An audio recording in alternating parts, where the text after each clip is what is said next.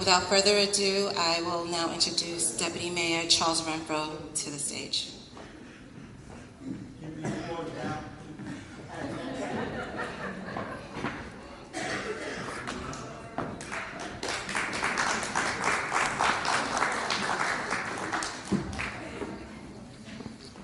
Good evening, everybody. I know why you're here, and I know what you're here for.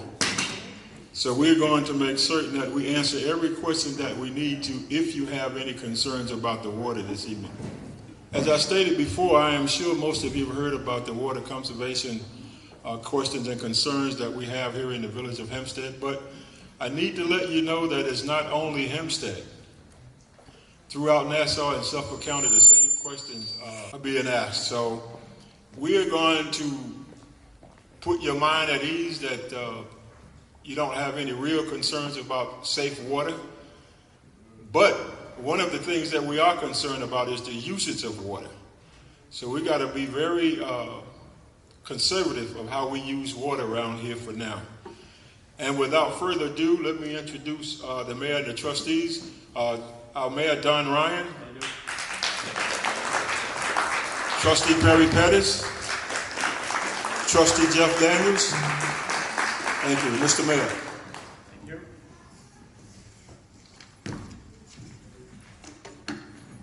In case you couldn't hear my name over the applause, I wanted to welcome everybody and just to start here tonight to provide our village residents with an important update concerning the status of our water supply and to announce a water conservation plan. It's an alert. We're implementing that throughout the village. Back in early February, as part of our routine water sampling procedures, Freon 22 was detected at well number 9, which is the Laurel Avenue facility. After subsequent resampling, it reconfirmed its continued presence. Well 9 was shut down. Now, well 7, also at Laurel Avenue plant, had already been out of service for an extended period while we were awaiting the installation of a new well pump.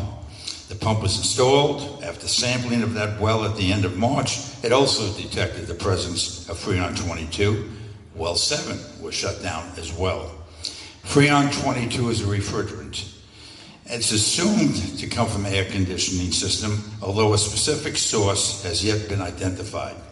Since the screens of each well are more than 500 feet below the ground surface, the source could literally be miles away. The presence of Freon 22 in a portion of our water supply is not unique just to the village of Hempstead. Apparently it's been detected in many other communities and many other water systems on Long Island, and it seems to predominate in Nassau County. We are continuing our effort to identify the source of Freon 22. In the meantime, we have taken steps to capture all of the Freon 22 in well 7 that will allow us to at least put well 9 back in service. That has not yet happened. So far, test results have been favorable. We met with the Department of Health just a couple of days ago, but we will need final clearance from that department, the Department of Health in Nassau County, before we'll reopen well 9. We have and will continue to work closely with the Nassau County Department of Health throughout this process.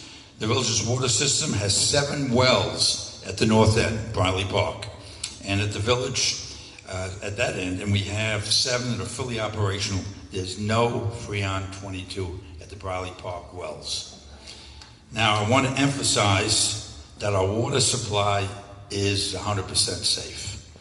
At no time were residents exposed to any levels of the contaminant that were above the standards established by the New York State Department of Health. Our water supply is currently reliable as well. However, with the busy peak summer season approaching, and with the 2 southern end wells, number 7 and 9, at Laurel Avenue, Campbell Park, with those out of service, there could be instances where the water pressure near Laurel Avenue could be lower than normal, especially on hot days with higher water usage. This will not prevent residents or businesses serviced by Laurel Avenue plant from receiving water, but it could result in less pressure. We are working on a long-term solution to address Freon 22. It involves constructing the treatment center or treatment system for wells 7 and 9. But that'll take us into the summer of 2019 before it's completed and operational. The shorter-term solution that the Deputy Mayor referenced is voluntary water conservation, which is why we're here tonight. We're asking all village residents and our businesses to conserve water, especially during the upcoming summer season. Tonight, as part of that presentation, we will provide an overview of tips on how to conserve water. We'll move forward. We would also be providing useful information to our residents and businesses in a variety of ways that can help lower consumption, including postings on the village website, e-blasts, mailings, brochures, flyers that'll be handed out and made available at Village Hall, the library, all of our parks, and other public places throughout the village. We will also be prepared to enact more serious enforcement and usage measures if necessary. Should an extreme situation develop, the village will be forced to purchase water from one of our neighbors. We would like not to do that. That's an expense that would be borne by you and us. And I think that can be avoided. The good news is that if everyone does their part to conserve water, we have every confidence that we can get through the summer season and beyond, and that the Freon 22 matter will be successfully resolved. Now at this time, I have the pleasure of introducing Bob Holzmacher, a principal of the Holzmacher Company, well known and respected throughout the professional engineering community. He has over 20 years of experience in water resources and soil investigations. His firm has represented the village of Hempstead for many years, and he's personally involved in providing his extensive expertise to the needs of our water plant. Bob will provide a more detailed explanation of our current water situation and offer some useful conservation tips that can all benefit us. Please welcome Bob Holzmacher.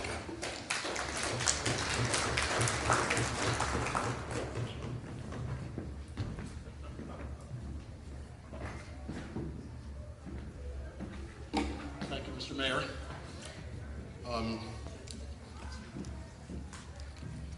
I'd like to thank conservation issues. I'm also going to speak a bit about how the water system operates and also a little background as to what happened this spring to get us where we are right now. Okay, one of the questions that people have sometimes is, where does our water come from? I hear all the time people think that there's an underground river from Connecticut. There's no underground river from Connecticut. All the water that we have in Hempstead and also Nassau and Suffolk counties, it's all groundwater. It all starts out as rainfall and it trickles down into the ground. What we do is we collect that water in wells, and this is a cross-section of what a well is. The mayor mentioned before, our wells are all about 500 feet deep, so we get a very good benefit as far as the sand filtering things out.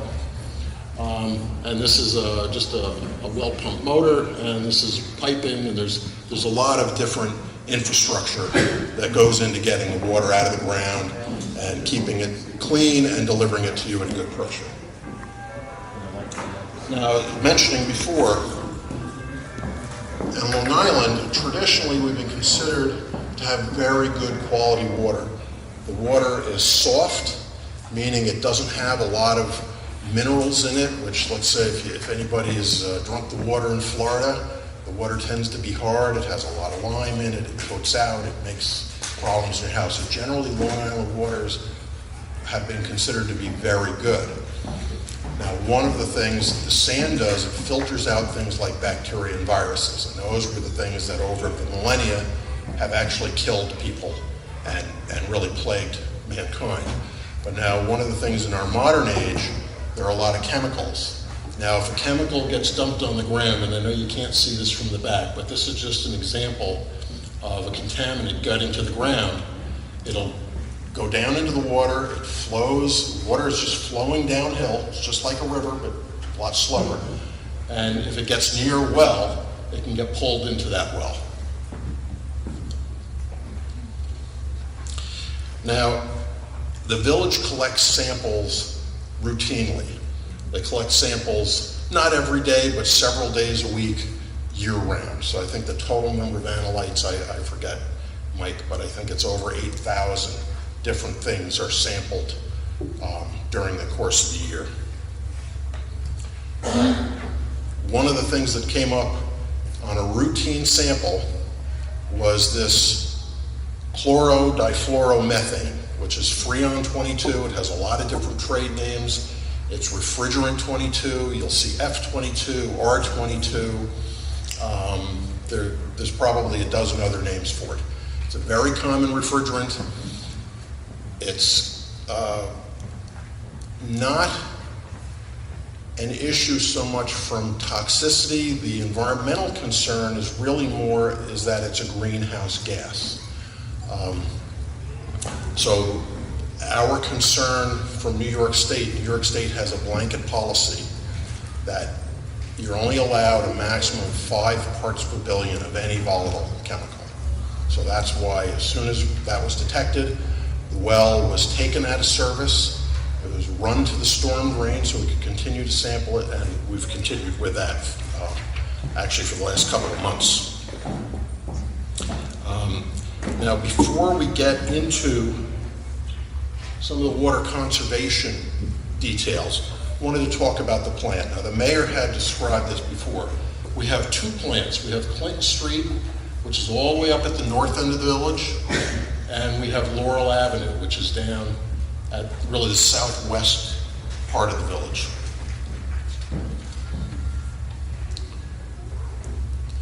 And I know it's hard to see from the back here, but Clinton Street, we have a total of 7 wells, and in here we're showing the geology, how deep the aquifer is, and where those wells were screened. We're also showing the old wells that have been replaced. A lot of the wells have been re-drilled. A lot of the wells are approaching 100 years old, the original ones. And then down here, farther south at Laurel Avenue, we have our 2 wells. Now, one of the things I think to also consider is the wells are not all the same size. So it sounds like, okay, you've lost 2 wells out of 9. Well, it's not so bad, but the problem is the wells 7 and 9 are also our largest wells. So out of a total capacity of, I think our permit capacity is 10,200 gallons a minute. Laurel Avenue, those 2 wells is 3,000 gallons per minute of that. So they're look like they're less than a quarter of the wells, but they're actually 30% of our capacity.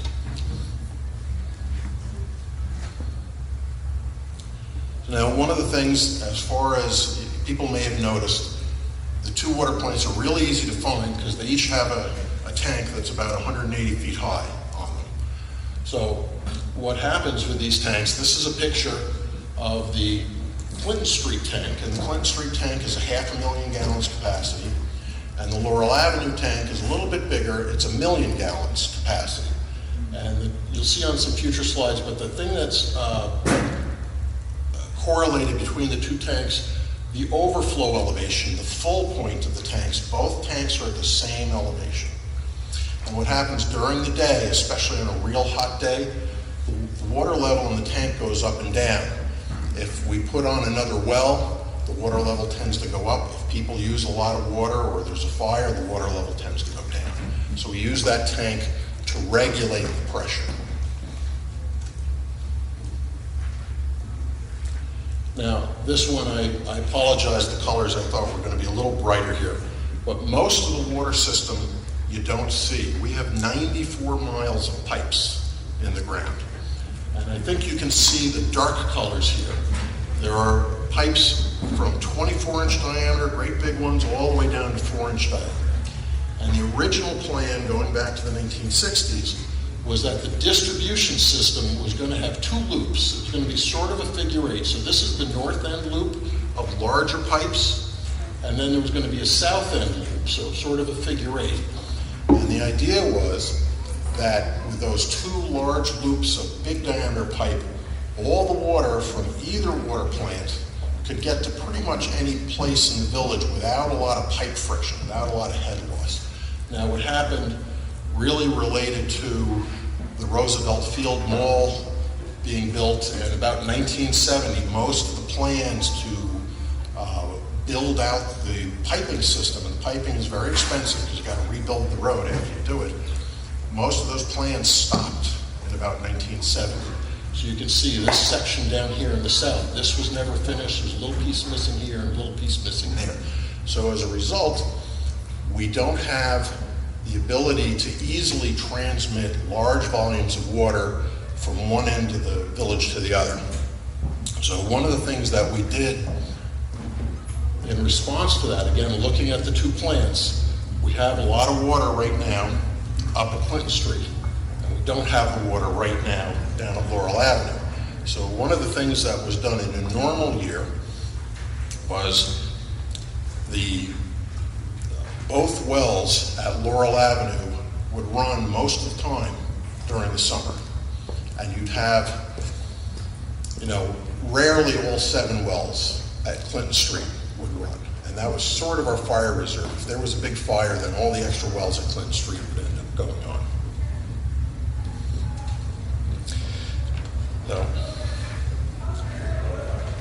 So what happened is, in a normal year, this is a normal year, last year, the wells would be running, and both of those tanks would be full or very close to full, within a few feet. So this dashed line here, without getting technical, is what they call a hydraulic grade line. It's basically the pressure that you would see at any point out in the distribution system. So if your house was near, let's say, the Clinton Street tank, and I apologize, I'm not much of an artist here, but this is supposed to be a house with a sprinkler, the water would flow from the plant to your house with a little bit of pipe friction. That's why this line trends downhill. You need enough energy to push that water to where it's being used. And then down the south end of the village, you get the same thing. Again, this is another house with a sprinkler. You get a little bit lower pressure than what you get from the elevation of the water in the tank. So now without those wells, you end up with this situation where you need to push that water all the way south. So one of the things we don't like to do, we don't like to let the tank get empty, either of them get empty, because that's our fire reserve. It's also for our peak hour reserve. There are points, if you had a real hot day, particularly if you had a fire or you have a big main break, where you're going to be using water at a higher rate than the total pumping capacity of all the wells. So that's what would happen. That would be the time where maybe for an hour, maybe for a couple of hours, water would come out of the tank, and then at nighttime the pumps tend to catch back up and fill those tanks back up. So now, fortunately, the operators, thank you. The water plant operators do have a couple tricks up their sleeve, and there's something called an altitude valve. And what that allows you to do, when you turn the wells on at Clinton Street, if you just let them run, and we can turn the wells up, we can open the valves a little more, and we can get a little more pressure there. But what would happen is normally the water would go right into the tank, and every tank has an overflow.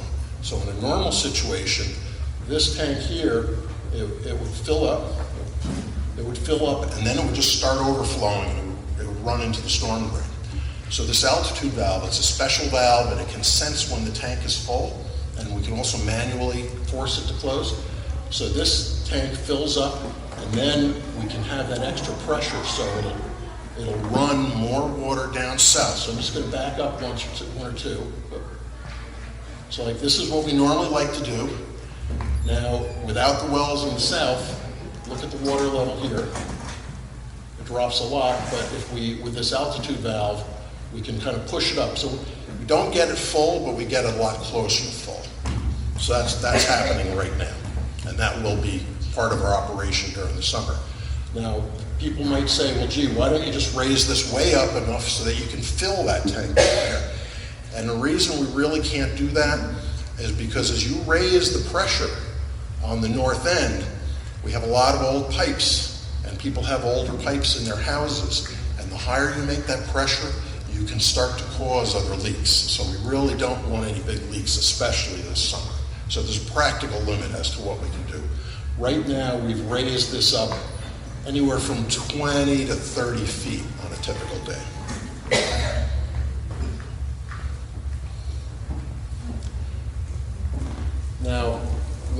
things that happens, actually let me talk about this grade one as well. The amount of water that everybody's using has to flow through a pipe. And the more water that's going through that pipe, the more pipe friction there is. So that means the steeper this line gets and the farther it drops down. So even if you're up at the north end and you're going to see good pressure, you might even see a little more pressure than you had last year, but the water you use is still going through those pipes and it's adding to that total pipe friction. So you're using water and you might not see it at your house, but you're adding to the head loss and you're lowering the pressure on the south end. So as a courtesy to your neighbors, it's one of the things we're going to ask everybody to really have a sharp civic sense this summer and try to think if you're wasting water, it's going to add up on your bill, but you're also kind of doing a disservice to your neighbors, especially on the south end of the village. Now, the next slide here, this is a little bit different, and what it's showing, this is the Clinton Street tank, and this one has a different scale, and you can't see it in the back, but this shows 35 feet. This is showing the depth of water in that tank. Clinton Street tank, that bowl up in the air has 35 feet of water in it when it's full. So this graph is showing that that tank is actually full, and that's with the altitude valve closed. And now what we're seeing, the Laurel Avenue tank, which has a range of 43 feet, which you can't see in the back, but 43 feet is up here. What we're getting is this is showing, this is actually from the last couple days. This is off the computer. It starts at 2 o'clock on April 30th, just a couple days ago. So what you're seeing here is you're in the afternoon and now you're getting to the dinner hour. 5 o'clock, 6 o'clock, depends a little on the weather and the commuting. And then people are using water for dinner and it goes down, down, down. And they're doing showers and washing and all the normal things you do. And you can see this tank continue to drop until, this is about 10 p.m. So now at about 11 p.m. and then through the whole night, you can see the tank caught up. The wells at the north end were still running and it was pushing water as fast as it could, but this tank went up because people used less water. People were mostly in bed. Now it happened here, and this is about 6 a.m. You can see it was catching up till about 5:30, 6 a.m. And then you're seeing a commuter peak, and everybody's getting up and making breakfast, and you can see that tank is going down, down, down, even though all the wells are still running. So that's kind of what a tank does. It rides on the system, and it's keeping the pressure uniform. You don't want big changes in pressure because that'll break things. So this gives you an idea of where we are. And this is with the altitude valve closed. So if we didn't do that, you'd have this line going down here with the same sort of pattern, and we don't like to have that tank down that far. There are a number of other things that the village are doing. The water conservation we're talking about, that's an immediate thing we need to do this summer. That's why we're here and why we're requesting your help. But we're also doing some long-term and intermediate-term fixes to try to improve the situation so we don't have to deal with this. We want everybody to be able to use all the pure water that they have a solid use for. We don't want you to waste it, but we want you to have all you need. So the longer term things we're doing is we're looking at adding some well fields. So one of the things we're doing right away is down here at Laurel Avenue, we're going to be putting on treatment systems so that we can use those wells, even though the Freon may stick around for years, but we're going to take it out so that you don't have to worry about that at all. The other thing we'll be doing is adding new well fields. One of the spots, this is Kennedy Park where we are right now, and you'll see on a later slide, where we're proposing to drill test wells right on the north end near the fence over here and see what the water quality is there. Because in a lot of cases, it makes more sense financially to drill a new well than to pay for treatment on a well that might be 70, 80, 90 years old. So you get something, you get more reliability, and also having multiple areas, having your wells spread out in different places rather than all in one spot makes them more reliable. Because let's say just like this at Laurel Avenue, we lost 2 wells. If all the wells were spread out, we might have lost just 1 well. Now, With water conservation, there's a lot of things that you can do.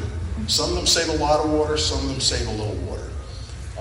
Simple things like car washing. If things are really bad, we might ask people to not wash cars. We'd ask you to kind of not wash it now unless it really needs it. But if you do wash it, please use a bucket, rinse the car, soap it up, rinse it again. Don't let the hose just run. You know, it'll save you money and it'll also help us out a lot. It'll help your neighbors as well. One of the big things you can do is fixing leaks. Now, one of the obvious things is dripping faucets. For changing the valve cartridge or adding that washer, you could save yourself a lot of money. You probably, a washer or a leaky washer, you probably get your payback on that in a couple of days. The other big thing is toilet tanks. Now, I know there's 100 different kinds of plumbing in a toilet tank, and it's not a real interesting topic, but these flappers, and most people probably have something like this. This one here is the same thing, but it's blue. When they get old, they start to dry out, they're not as pliable, and they don't seat well. Sometimes they get stuck up. If you ever flush your toilet, it just kept running, you can hear that and you can see it, and that's going to cost you a fortune. You're going to see that on your water bill if you let that go. But sometimes they look like they're closed, and they're leaking very slowly, and you can't notice it. And one of the tricks you can do to check this is you put some food coloring in the tank back here and see if it ends up showing up in the bowl within about 5 minutes. So these flappers, I think the last time I bought one in my house was $3 or $4, and last time I had a toilet tank leak, I think my water bill went up about $50 because I didn't look at it for a while. So you can save yourself a lot of money and also do us a favor as well as your neighbors. Now, lawn watering is a big area. Lawn watering uses a lot of water, and a lot of people do it wrong. There's something called the Turf Grass Association. There's people who actually study stuff like this. And if you water during the heat of the day, almost none of that water even gets into the ground. It doesn't even get into the plant. It evaporates right away. Also, if you water every other day, that encourages the grass to grow shallow roots. You really don't want that. You're actually better off watering longer, once or twice a week, getting the soil wetted down to an inch or so. Encourages deeper roots. It actually makes the grass healthier. You also want to make sure if you water at night, you're not going to lose that water to evaporation, and you're going to save yourself a lot of money, and you're doing a favor for your lawn. If you have an automatic system, you also want to have a water sensor. There are water sensors that can sense whether the soil is already moist, which will keep it from going on if the soil is already moist. And there are also ones that have a rain cup. So if it's raining, I'm sure everybody here has seen an irrigation system running in the middle of a thunderstorm. If you have a system with a rain cup, it'll sense that thunderstorm and it'll stop it until the thunderstorm's over. So little things like that can save you a lot of money.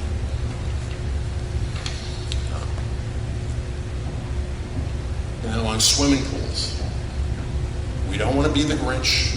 We want people to enjoy their summer. If you have a backyard pool, God bless you. We'd like you to do that. But what we'd like you to do is think about filling them a little bit earlier. I know we went, just this week, we went from about 60 degrees to 80 degrees, and we kind of didn't even stop at 70, so it's a little hard to plan, I know that. But if you could fill the pool before it's 100 degrees, like if you're at your house and your water pressure is very low, please don't do this, because this is going to be a real problem. We're going to have trouble filling the pool. So if you haven't filled your pool and it's 100 degrees out, I sympathize with trying to fill it a little bit earlier. Or if the water pressure is particularly low on a really sunny Saturday afternoon, if you can wait to top it off until Saturday night, we would appreciate that very much. Now, there's a lot of other things you can do. They don't save as much water, but being conscious of water conservation is very important. Simple things, the classic thing of brushing your teeth and leaving the water running. Or for men here, you're shaving, leaving the water running. Save a little bit, even if it's a gallon at a time. It does add up in the village. And in a similar way in the kitchen, where if you're washing your produce, getting ready for dinner, or you're washing the dishes after dinner, you know, if you fill up a basin to wash the dishes in and then give them a rinse out of the sink, you can get the dishes just as clean with probably less than half the water. There's also Navy showers. I know I like my long showers. I had 2 girls, and they would take super long showers. And I know it's a bit of a luxury, but if you can think of it, especially on the hot days, do a Navy-style shower. You get yourself wet, turn the water off, lather up, and then turn the water back on just to rinse. You'll save a surprising amount of water, much more than half the normal shower.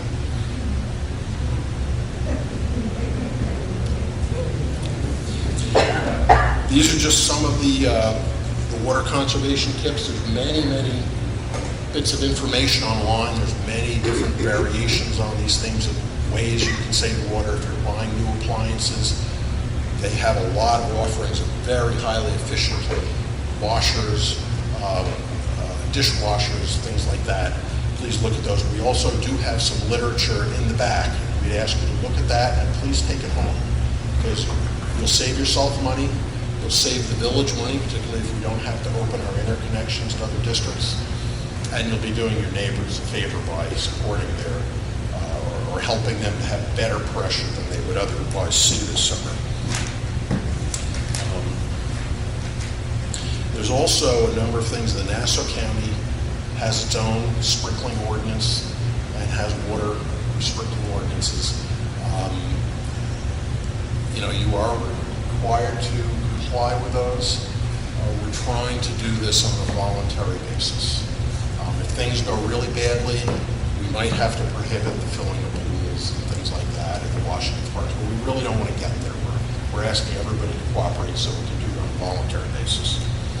Now, I'm going to jump back on some of the more information on the longer term and the intermediate term.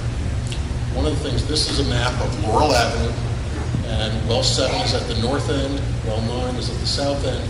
We're going to be putting another air stripping tower on, this is kind of the southwest side of that plant. There's a couple of big trees along. This is Campbell Park over here, over the fence.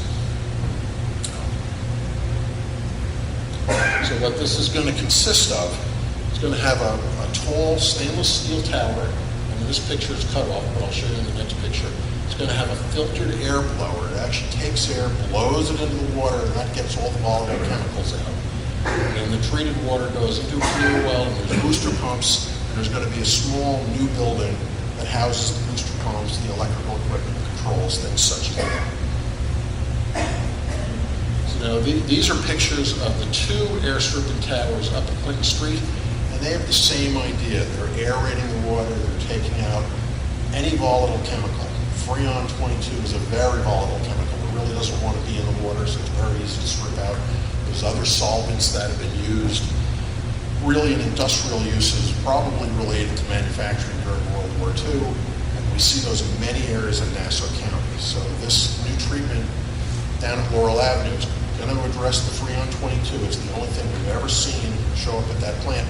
But if other solvents showed up in the water in the future, this would also address those. So these towers here at Clinton Street, these particular ones, these are 39 feet tall. The one at Laurel will be 6 feet short, about 33 feet tall, 12-foot diameter, the size for both wells. And then the longer term, as the mayor mentioned, this is Kennedy Park. North is over the left-hand side here. So we're looking at putting a well up near the fence, just up front here, and also right in back near the maintenance building. So we're going to drill 2 test wells. So we're going to drill those wells down to the full depth, probably 500, 550, maybe even 600 feet, depending on what we find in the geology as we drill. And we're going to put a temporary screen in. We're going to pump that screen to make sure we can get the quantity of water that we want. And then we're going to collect a lot of samples to see and verify that the water quality is good here. If the water quality is good, I'm going to recommend to the board that we then build permanent wells there. And then we have to go back. Those wells, basically it's a big pipe sticking out of the ground. We're going to seal that shut, weld it shut. Then we have to design the rest of the plant, and it's going to be designed to not impact the use of the park. It's going to look like another little maintenance building up near the fence, and it won't impact the use of the park. And the design for those final buildings will be approved by the board. It's got to be reviewed by Nassau County Health Department. So that one, if everything goes well on schedule, that we'd hope to have those online for the summer of 2020. And we're also looking longer term, and it depends on exactly what we find as each of the other projects gets built, and also the water quality, the ongoing testing of all the existing wells.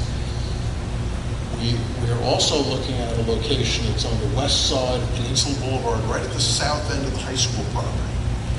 It's a good area. There's not a lot of stuff built there. It's also adjacent to Hempstead Lake State Park and some of the DOT lands that are undeveloped. Certainly we'd have to get permission from the school board, get an easement for that.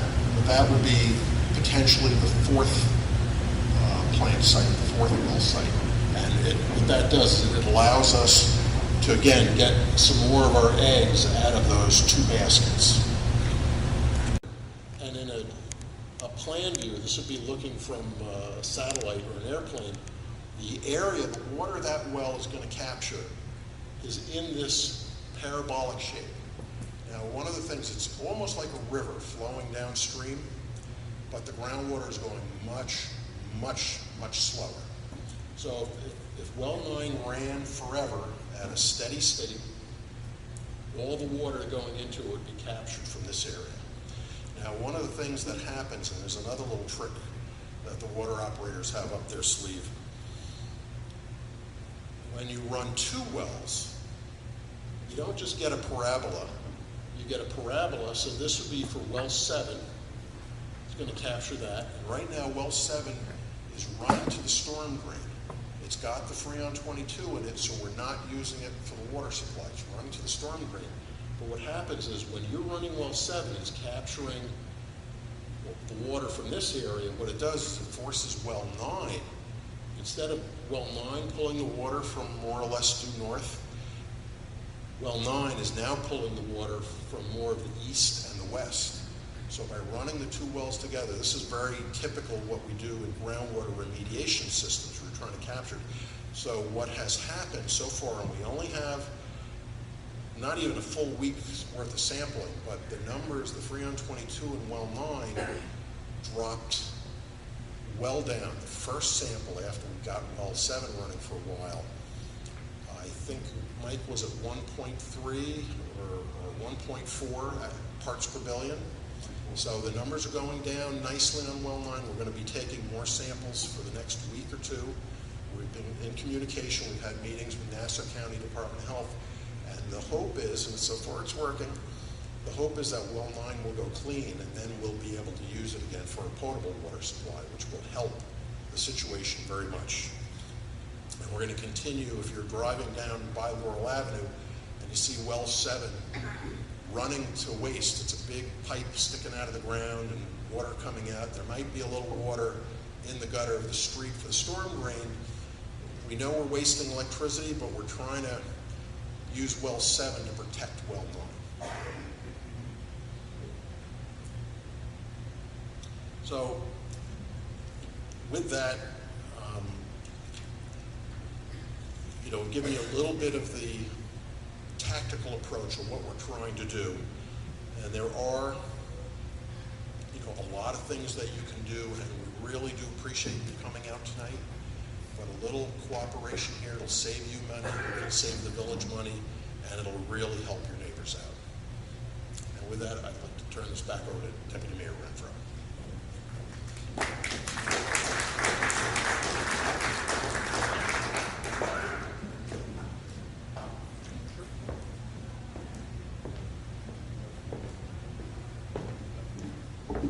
Just want to do a little housekeeping before we continue on with this presentation.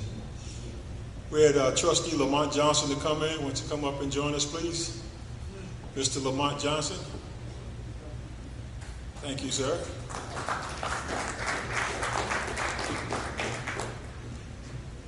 We really want to thank Janice Richardson for putting this program together. Yes. Vanessa Henry, our park commissioner, she's still here? She's still here for providing the park for us. I want to introduce two gentlemen who's responsible for our daily operation of our water plant that's here. And that's Mike Taylor, who's the supervisor over here. And Ralph Farrell, who's sitting all the way in the back there. These gentlemen are the ones that operate our water plant on a day-to-day operation. Let me just say this to you all. This is a Q&A about water. We're only talking about water tonight. So if you have any other questions about anything else that's going on in the village, write it down and bring it to the meeting on the third Tuesday. Water only. Yes, give me 1 second because I'm going to bring the expert back up so that he can answer all of your questions. And we are going to ask that you step to the mic so that everyone can hear your question, sir. And if there's anyone else that have any questions, please just fall in line here. We want to make sure that everything is perfectly clear when you leave here, that there will be no doubt in your mind that our water here in Hempstead is safe. I have a question. Sometimes when you run your bath water or shower, it comes out brown and like a little rusty. And also, sometimes when you run your water, I would say brush your teeth or something, it has like a smell, some kind of a smell to it. What is that from? The brown color is from iron. Now, a lot of our wells have iron in them. As they get older, the iron changes form from ferrous to ferric. Actually, I might have that backward, but as the well gets older and you get more chlorine put in the well and it oxygenates, the one form of the iron is soluble and you don't see it. But if you put it in your laundry and you put, let's say, chlorine bleach, which is essentially what we use to disinfect the water, it oxidizes that iron, comes out of solution, and then you see it as that orange tinge. Now, the standard for iron is an aesthetic standard. It's not a health-based standard. It's considered a secondary standard. I know that's never a satisfactory answer because you want nice, clear, clean water. Some of the things that have gone on at Laurel Avenue, the wells, back in 1994, something happened, and we started seeing a change in the groundwater chemistry, and they'd been pretty good before that. I'm sorry, they'd been pretty good before 1994, and then all of a sudden the iron levels started going up and up and up, so they're really high now, and the village built an iron removal plant. So the two wells down at Laurel Avenue, when we didn't have this Freon problem, we had an iron removal filter, so they would come out with no detectable iron.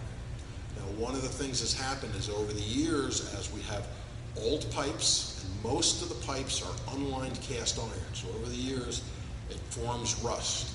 And when the wells were running before we had that iron filter, it's only been there 10 or 12 years, iron would settle out in the pipes. So sometimes the water would pick that up as it goes through, especially if you have a fire in your neighborhood and a lot of water flows, you're going to see more problems probably for a couple of weeks until things stabilize again. But I would say when I first moved to Hempstead, like 1969, it was really a problem. Right. You know, like whenever I would take a bath, you would like run the water a while, and then you would wait 2 hours and go back and try to run it again. But now it's not as bad as it was back then. where I live. But what about the smell? Okay, the smell, is it a rotten egg smell? Because there's something called hydrogen sulfide, which is a sulfur compound, and it's kind of a rotten egg smell. Some of the wells, again, especially as they get older, they have hydrogen sulfide. One of the things that you'll notice if you go down at Laurel Avenue when you're running to blow off, you have that smell. You can actually smell it outside the fence. Oh. So it's a natural thing. What we do is we can add more chlorine to the water. I know people think, ooh, that's going to make it taste worse. But we try to add more chlorine because the first thing it oxidizes is actually the hydrogen sulfide. So there's a couple things maybe happening there. One, we try to keep a reasonable balance on the chlorine. You know, we don't want to put it super high because then you're creating chlorination, disinfection byproducts and things. But part of your iron situation could be from the water main in front of your house. So the goal is eventually to get all of the mains renewed, but that, you know, with 94 miles of mains, we're going to kind of have a 50-year renewal project that will never stop. We'll be renewing that as funds are available. Now, one of the things that changed since 1969, there's a lot of things the village has done to reduce corrosion. One of the big problems, say like in Flint, Michigan, I really don't know why they did it, but there's some very relatively inexpensive, easy to use, very safe chemicals that reduce corrosion. And they didn't use them. The village used to use lime. They would add lime to the water. And we changed that to caustic in 1985, Mike? Does that sound about right? We changed that to caustic. And the lime used to go out and it would settle in the mains. So when the water flow got to be very high, it would pick some of that up. So you'd have lime usually mixed with iron. So we've made some improvements over the years, but you know, with changes in treatment processes, we try not to change them too rapidly. So there were some improvements there. And if you give your information to Mr. Taylor, the village does do main flushing. So it may be that your particular street could benefit from some main flushing. Now with that said, this summer, especially as it's getting hot, we're not going to be doing any main flushing during the summer just because of the lack of excess water. Right. Okay, thank you very much. Thank you.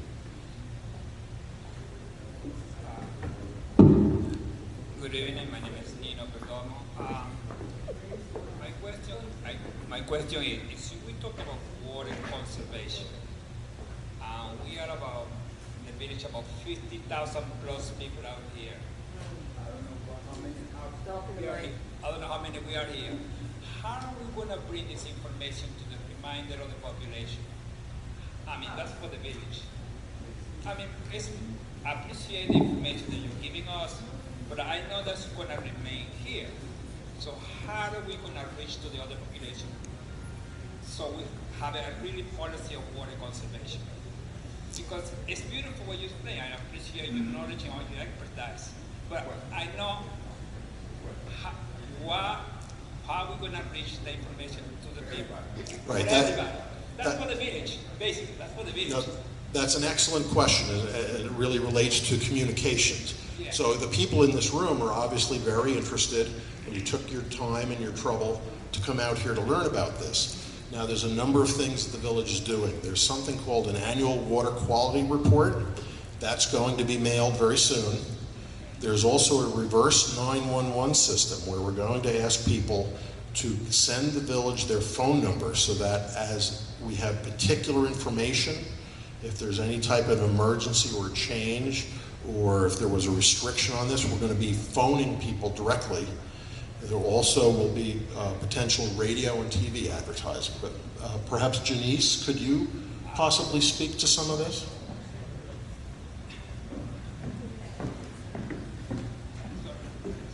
Yes, hi. Some of the ways that we, as Bob mentioned, we do issue an annual quality water report, and that's in compliance with the health department.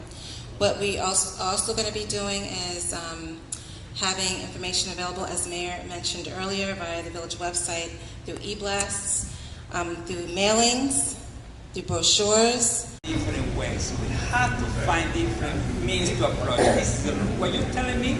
That's routine. That's routine. I've seen it for all this year.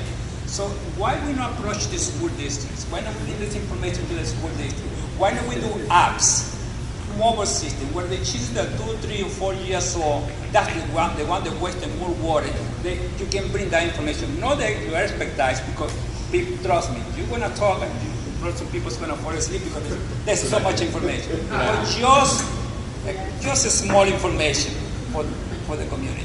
Right. So the items that I mentioned earlier, the village does have an app right now. It's called Village Line. We're also actually doing a rebranding of that app. It's going to be called My Hempstead. So that should be coming out within the next month. And so everyone will be able to download it for free. And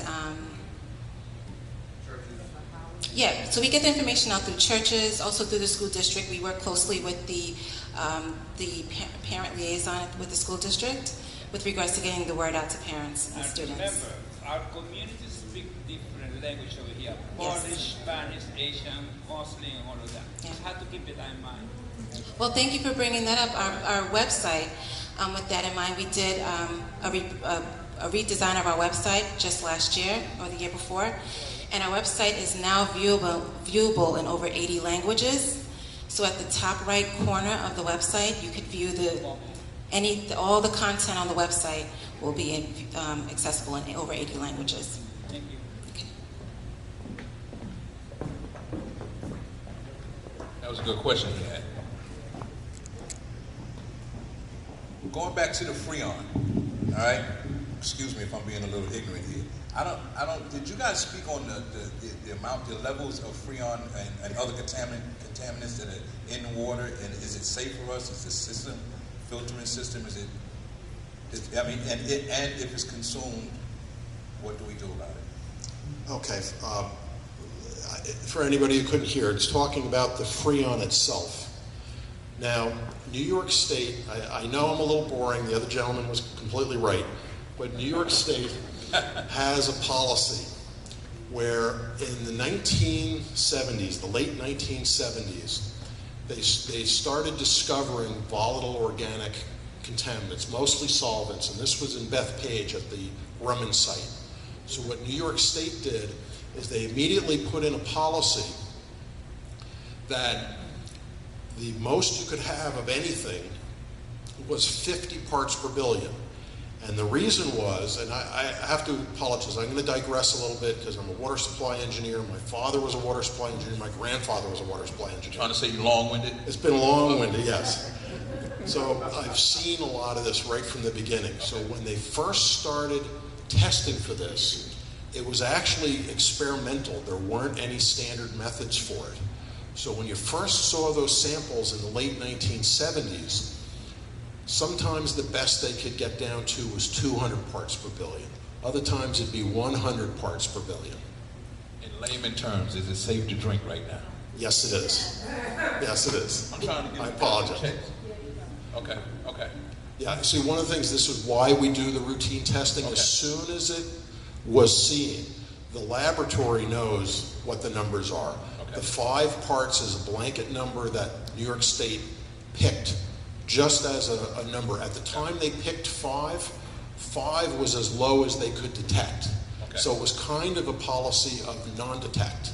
And the village likes to use that same policy. We don't want to give you anything that shouldn't be in the water. We want it to be hydrogen and oxygen. That's all we'd really like to have in there.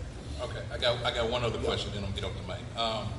The system that you mentioned, that you showed us with the tank and how it goes from one pipe to the Yep. Is that system consistent throughout all Nassau counties, or just in Hempstead, the village of Hempstead?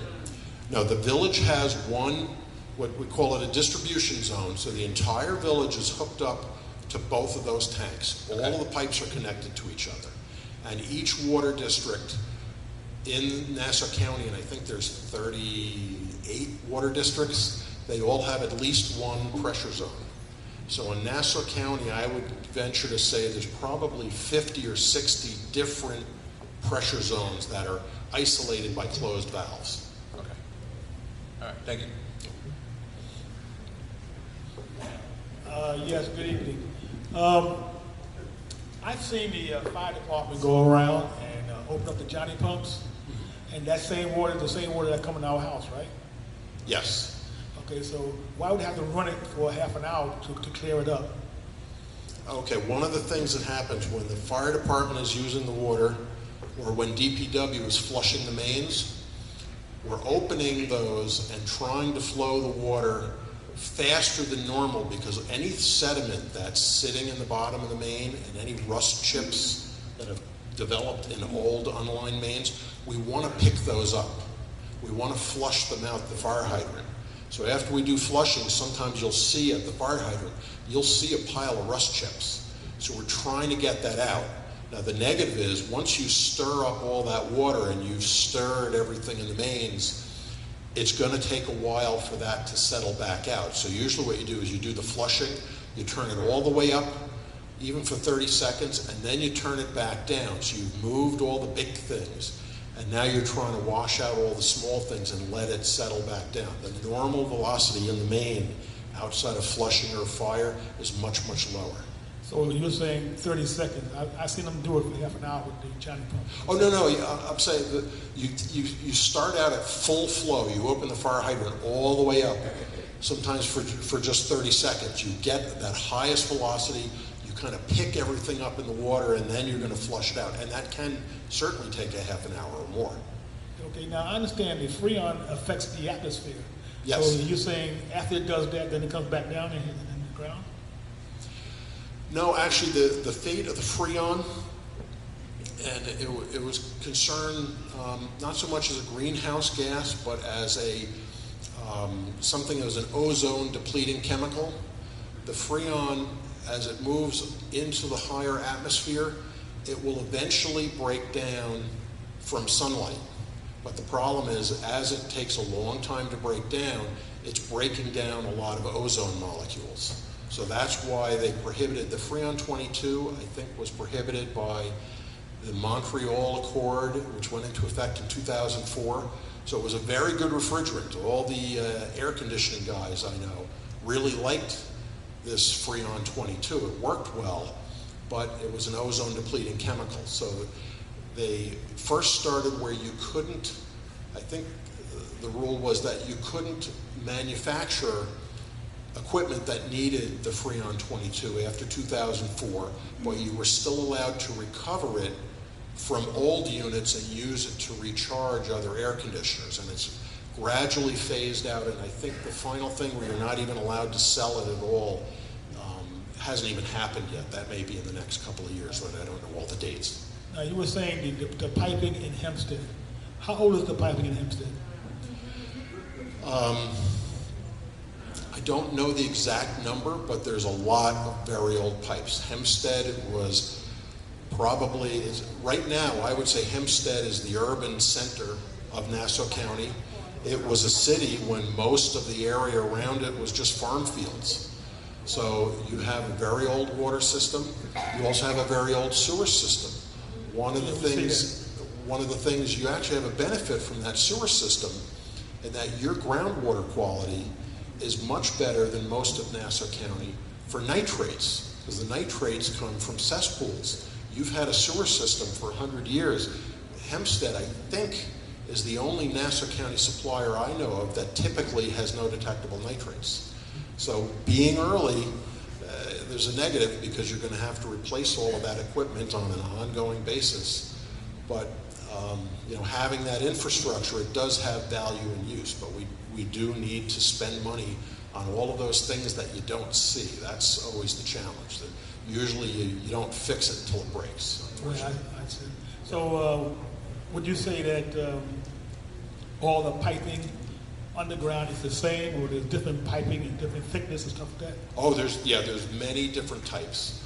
Most of the piping is what they call unlined cast iron pipe. The village has many, many, many miles of 6-inch pipe. Any new pipe that we put in now Generally, we use a minimum diameter of 8 inches because these days with labor costs, digging the hole costs you more than the pipe. So we tend to put in a bigger pipe because it's like $2 a foot difference. We use what they call cement-lined ductile iron, which is a very strong pipe, and it's got that cement lining inside so you don't get that rust forming because it's coated. It's coated with cement, and then the cement itself is coated with a coating that seals it all up. So you have cement-lined ductile iron pipe. There's also a variety of plastic pipes, PVC pipes, that are very good, and there's also some high-density polyethylene pipes that are relatively new. They've been used for about 20, 30 years. And those pipes, I'm interested because those pipes, in theory, could last 100, 150, 200 years. So the pipe that's down there now doesn't have a 100-year lifespan? Well, most of the pipes will have a 100-year lifespan, but their service degrades over time. Some of them will develop tubercles and they actually will get smaller. So you might have a 6-inch pipe, but it might only be 3 or 4 inches open if it's in a bad section where it's corroding. And you also get that rust. So when the pipe was brand new, you probably didn't have the rust. So the pipe, it'll still carry water, but it's not as aesthetically pleasing. Okay, also, we're planning to increase the population. How much water do you think we need, or how many more wells do you think we need? Well, no, actually, this is a very good question. There are certain standards by the American Waterworks Association for redundancy of equipment. So let's say if you had a really small village and you needed 1 well, you have to have redundancy, so you'd have to build 2. So you always have to have at least 1 extra one. And if you needed 2 wells, you'd have to build 3 because you have to have an extra one. Now at some point, if you needed 10 wells, is adding 1 more an adequate level of redundancy? And it's really not. So we've actually done the statistical work on this with a whole number of Long Island water suppliers over the last couple of decades. And it turns out that your well pumps, you might have a well pump that's rated for 1,000 gallons a minute. And on average, if you have a lot of pumps, we've found that you typically only have 90% of that. You might have one that's brand new and it might run at 1,100 gallons a minute. You might have another one that's 2 years old and it runs at 1,000 gallons a minute, and there might be one that's 10 years old and only runs at 800 gallons a minute. So the long and short of this answer is that we have wanted to have 12 wells rather than the 9, but we didn't really have a place to put them. So one of the reasons to have those 12 wells is a certain amount of mechanical redundancy, knowing that some of the pumps are going to break. But then the other issue is this groundwater quality threat, just like is happening on Laurel Avenue now, where the pumps are both mechanically functional, but we can't use the water because the groundwater contamination came in with very little warning. Okay, last question. Do you treat the water before or after it goes to the tank? Oh, the tanks, the elevated tanks are finished water. It's all treated before that. It's treated going up. So when it comes out, it's pre-treated? Well, actually, it leaves the plant and it goes out in the pipe. If you're using water, it's going to go to your house. If you are not using water, it actually goes up the pipe to the tank. So the tank is sort of just a buffer hanging off the system. So sometimes the tank fills up and sometimes the tank puts water back into the system. So it's regular system water, fully treated.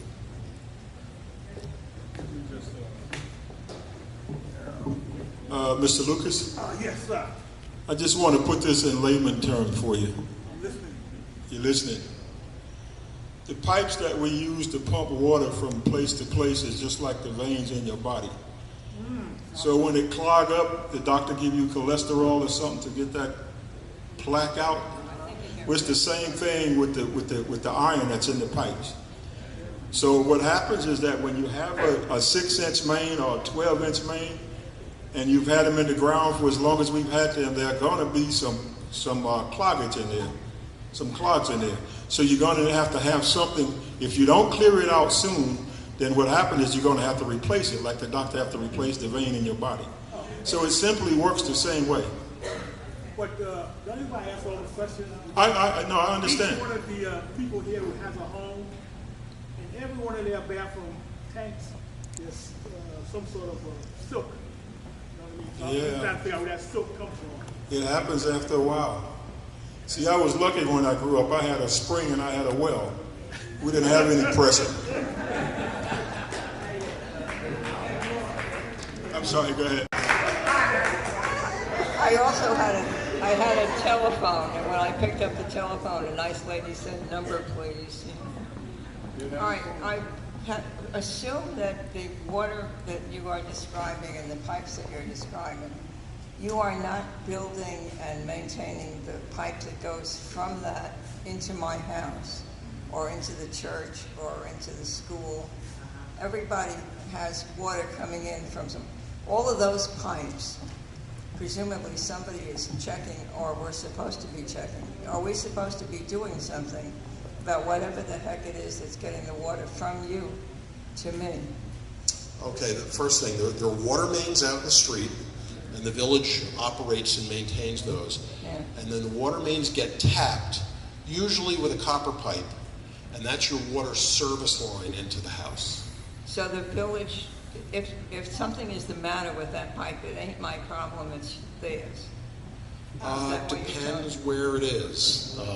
Well, I'm not so sure that's, I think in general, that's yours. Well, that's my point. There must be 1 billion of those in the village. I think Every there's school- 9,800, something like that. The schools have them, and the hospitals have them, and the apartments have them, and the churches have them, and the houses have them.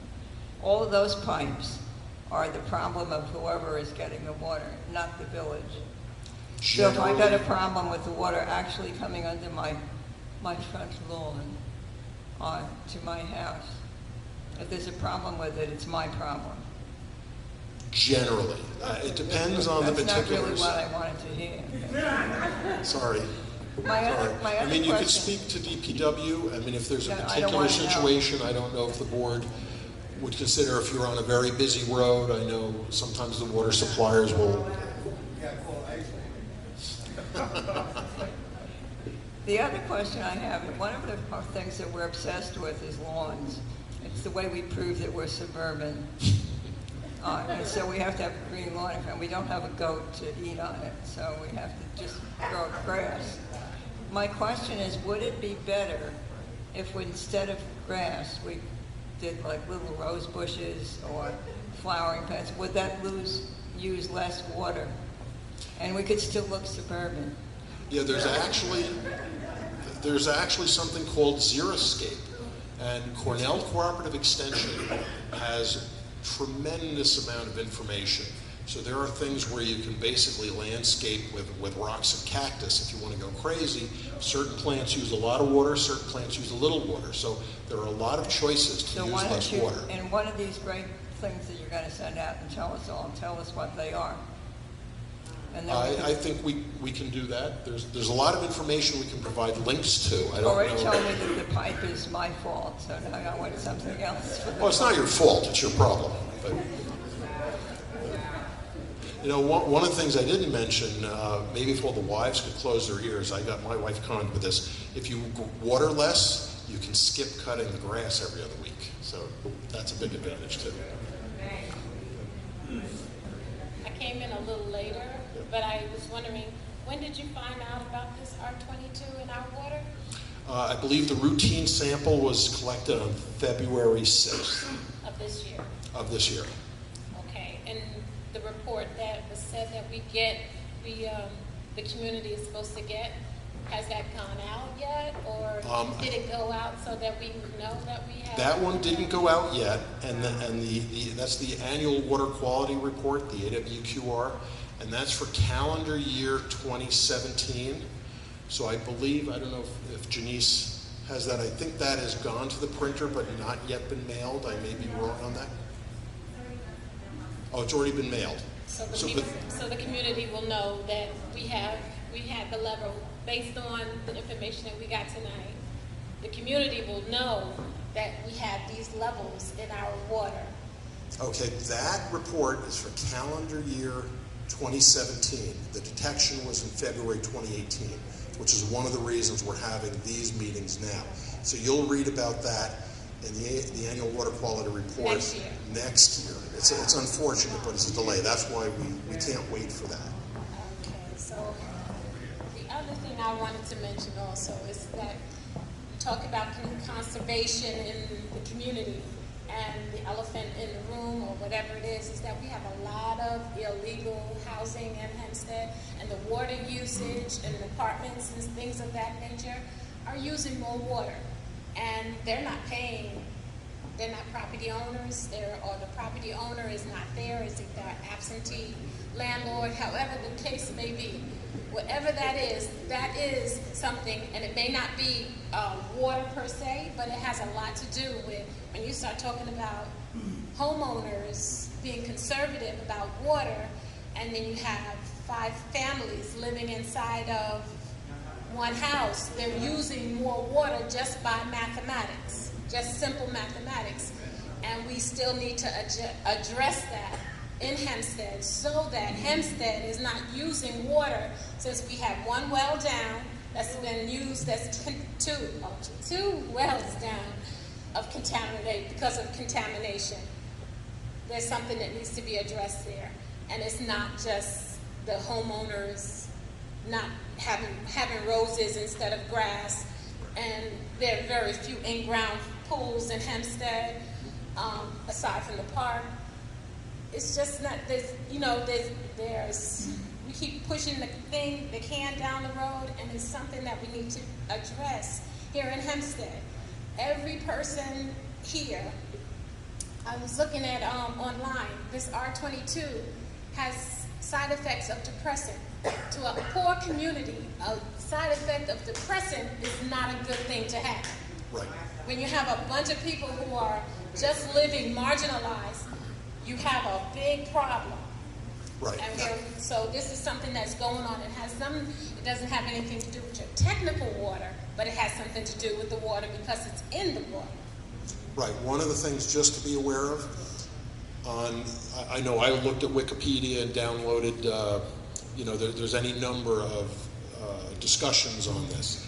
All of the health effects on this are related to exposure for, let's say, a refrigerant worker who might be working with it 40 hours a week for 50 years.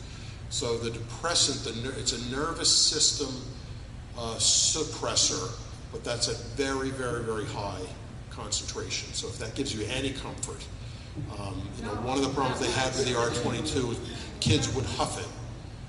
So the R22, the real danger of it in a typical situation would be if you were in a basement working on an air conditioning system and it leaked, you're more likely to suffocate just from lack of oxygen than any other thing. So it's not really a toxicity thing, but the huffing that the kids would do with this, and I don't know who the heck ever had the idea of it.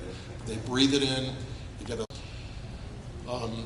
the lab, as soon as they saw that, they called us immediately. They send out a paper copy, but they always call early if they see something. So Mr. Frail, who is the assistant supervisor, was on that night. He ran down, turned the valve so the well didn't go out to the system and it would go to blow off, so you weren't getting any more. He took a sample, and that sample confirmed, and it was just over that 5 part per billion. So as soon as we saw it, the lab took 2 days to report it, so we know you have that 2 or 3 day window. And then when we took samples out in the distribution system to see what was there, those numbers were lower, and most of them were non-detect. And we flushed the water back toward the plant to get rid of it. So it was not a long-term exposure in any way. So you checked all of the pipes in Hempstead. What we did is, the way the water works is that it flows from high pressure to low pressure, uphill to downhill. So we know that Laurel Avenue really affects the area right around that. It's the southwestern area. So we went and took samples. Mike, do you remember, was it 6 samples in the distribution system? Usually I took the sample point for detection I had by Southside Firehouse, which had half the ACL, which was a 2.2, I think. That doesn't see the limit, but I was instructed to take the sample from there. Can he talk in that mic so they can hear in the back?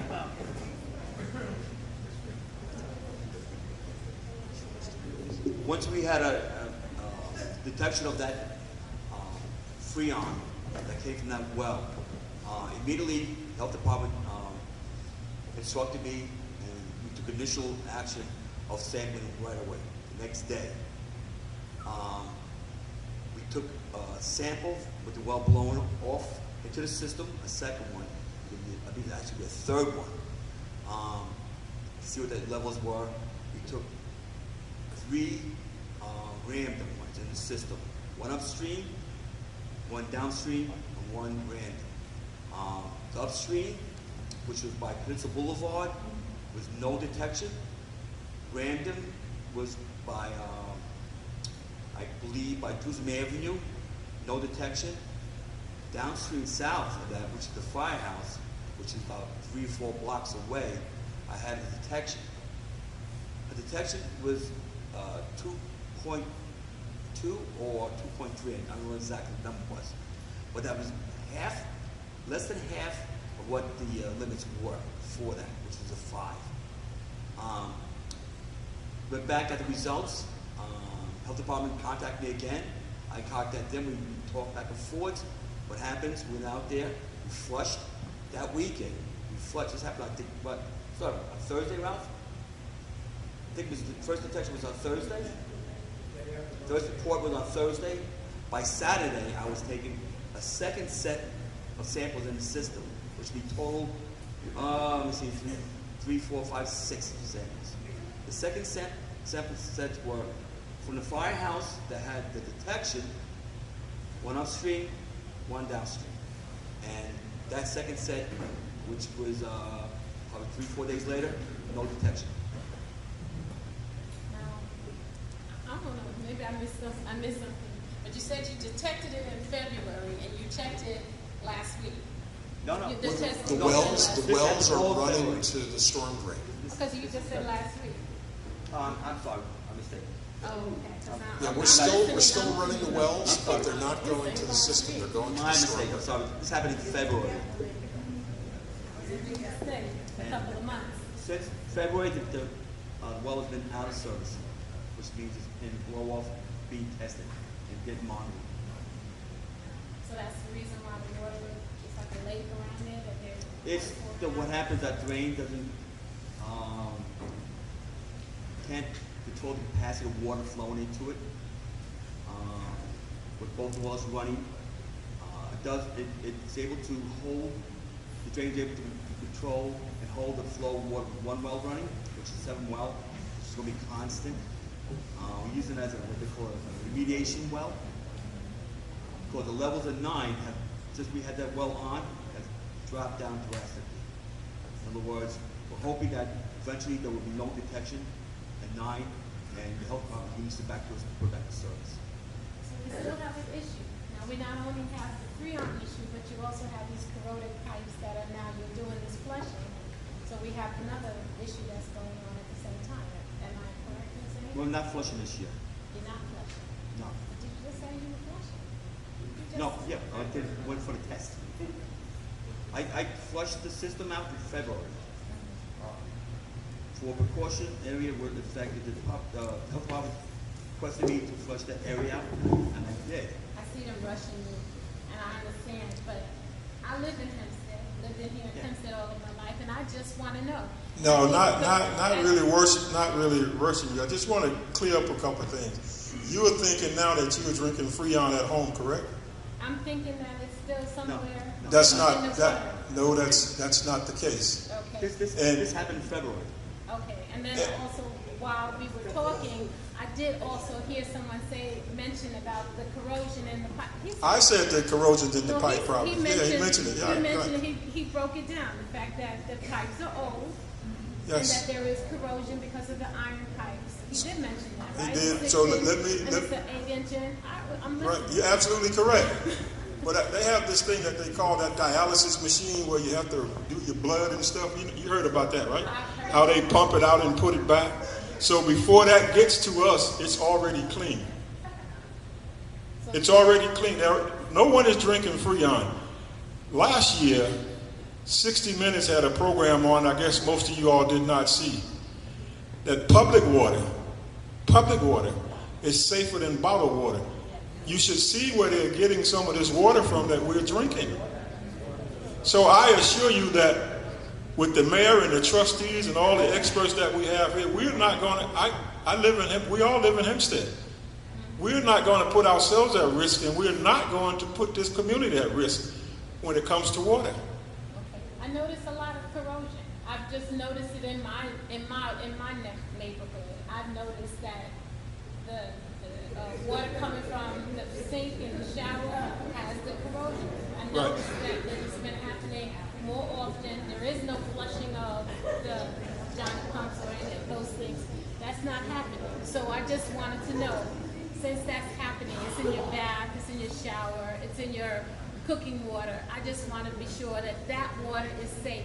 Now, if you're telling me there's no Freon, then that's the other issue that we have in Hempstead, based on what he said. And I'm just asking the question. It's a legitimate question. It is. It's very legitimate. We appreciate it. It's a legitimate question. Is there an But issue? there is no danger zone here. We want you to know that. It's not a health issue. Okay, because it's lead pipes, and lead is being, they're lead pipes, and the lead pipes are corroding, and that's not an issue. That's not a safety issue in Hempstead. Since all of the pipes, you said all of the 96 miles of pipes are all connected. They're not, there's no I issue. believe all of the known lead pipes have been removed 20 years ago. So if you have a lead pipe, a lead service coming into your house, contact the village, give them your information, because we don't know about it. But you said that the pipes that the village used, I'm not talking about my No, pipes. the water mains are not lead. Okay. The water mains were mostly iron. Some of them were concrete. Some of the newer ones, well, actually, they're steel.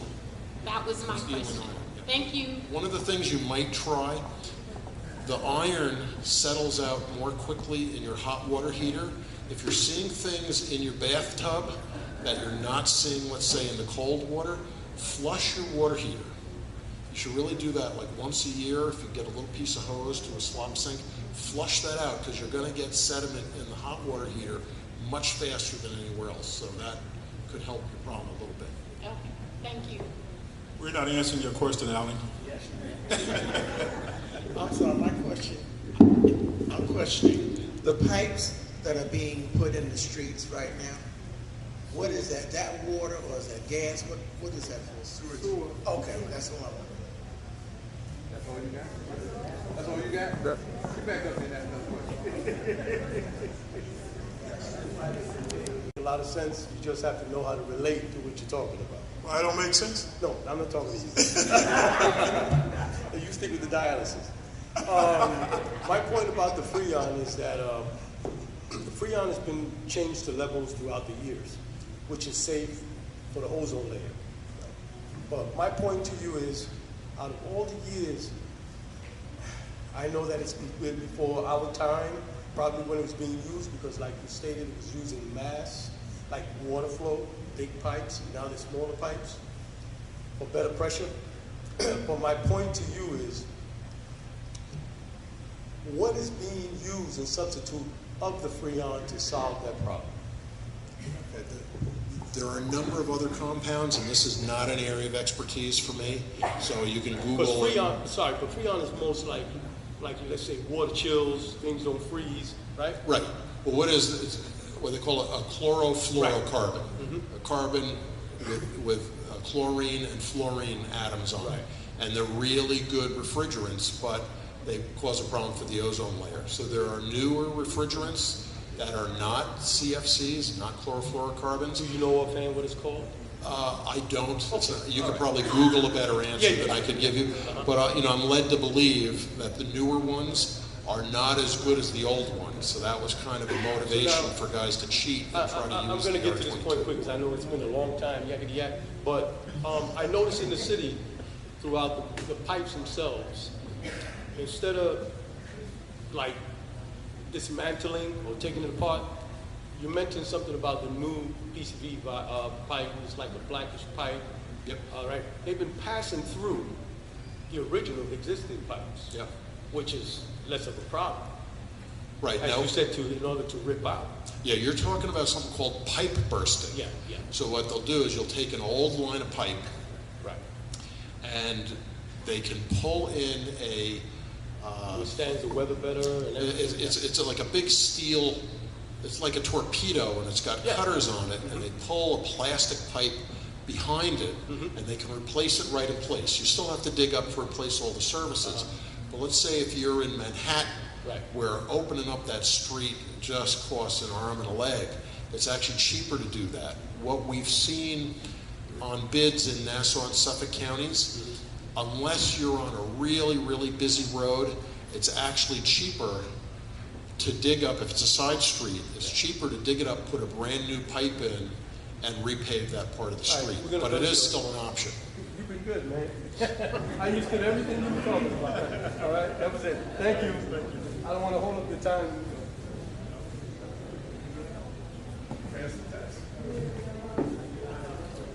Okay, we want to thank all of you for coming out tonight. And if you have any questions or any other concerns, please pick up the information that we have in back there. Thank you, Charlene Thompson, CDA.